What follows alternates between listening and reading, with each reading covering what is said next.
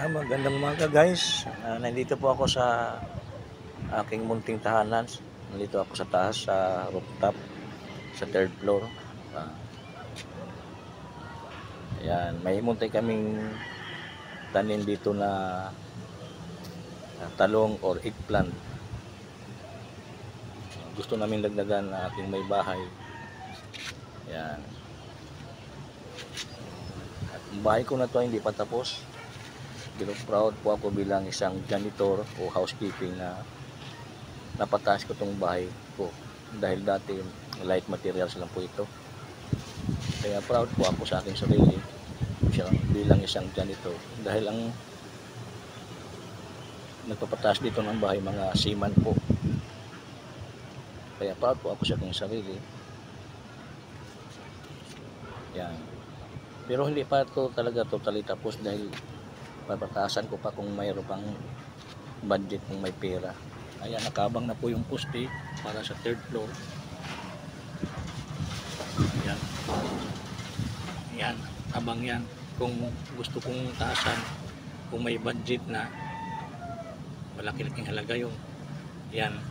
Yan ang poste para sa fourth floor. Ayan po yung bahay ng kapitbahay namin sa baba. Ayan. Yung nakikita nyong building na yun sa taas po yun sa Arca South. Ayan. May mga puno dito ng kaimito. Ayan. May mga malunggay. Ayan. Yan kikita nyong building na yun sa Arca South din yun. Magandang mamasyal sa Arca South, mga kasama, mga kaibigan, mga karils. Lagi po ako nagja-jogging dyan, tsaka nagbabike. Yung puno na yan na nakikita nyo, Chinese bamboo yan. Kaya malaking tulong yan dahil dati nasusunog dyan.